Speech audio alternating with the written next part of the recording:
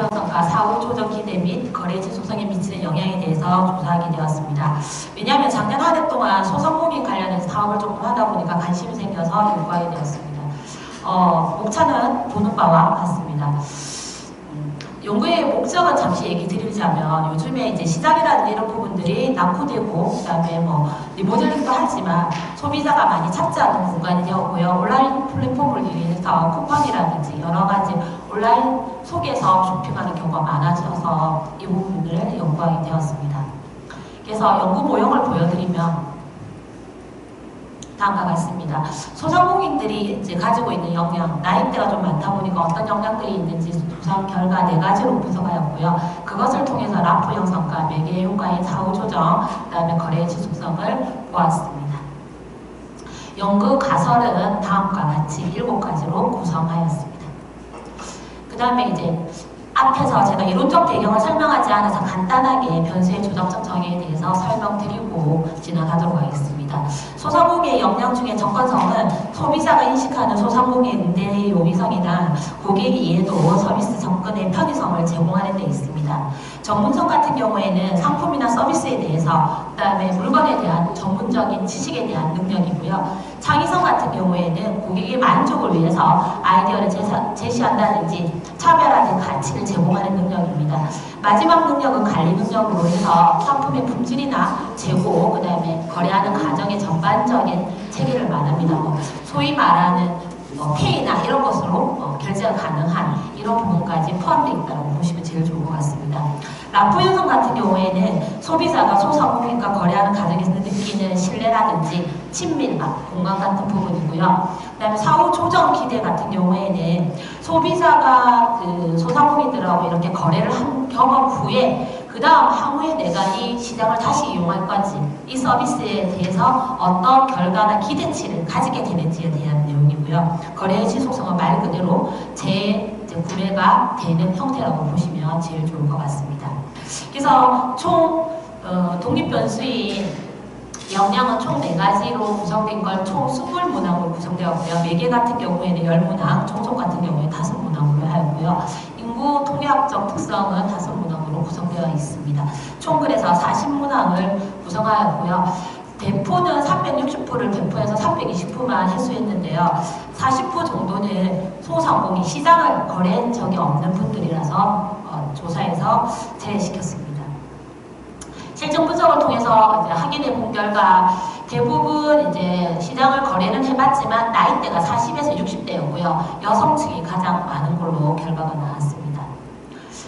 그리고 이제 신뢰성과 타당성 분석은 보는 바와 같이 크로프 알파 값이 0.7 이상 나타나 신뢰성이 확보된 걸로 보았습니다.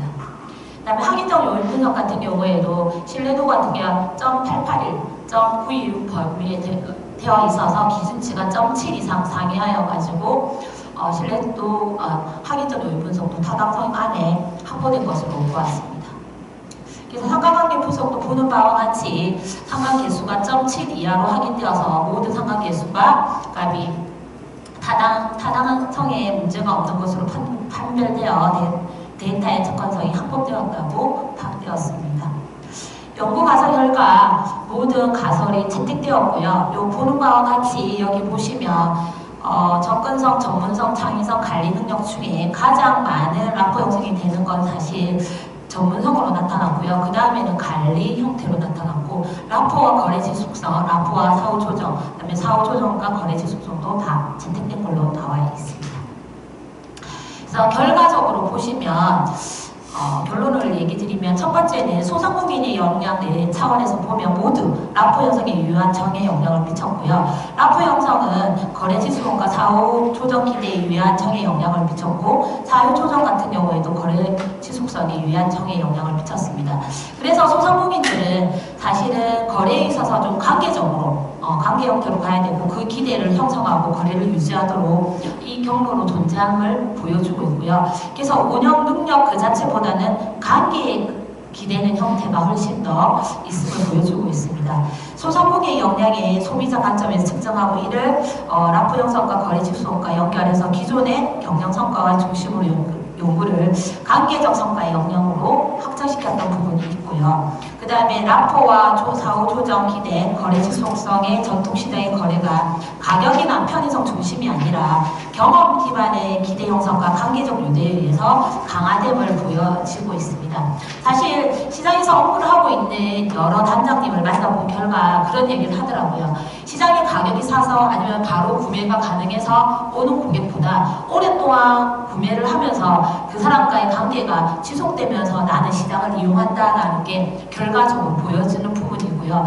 그렇지만 그렇다고 해서 꼭 물건이 나쁘거나 이렇게 하면 시장을 이용하지 않는다 하더라고요. 시장에 있어서 전문적인 거, 재고적인 거는 꼭 확보된 부분이 있어서 사후적으로 지속적인 거래가 일어난다는 점을 실무적으로 확인할 수 있는 부분이었습니다. 그래서 전통시장 맥락에서 보면 관계 마케팅 이론을 조금 설명적으로 할 수 있지 않을까라는 생각을 하는 연구 결과가 나왔습니다.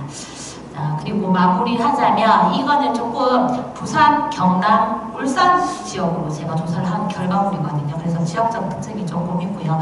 조금 계속적으로 연구를 조금 한다면 새로운 연구가 되지 않을까라는 생각을 하면서 마쳐보도록 하겠습니다.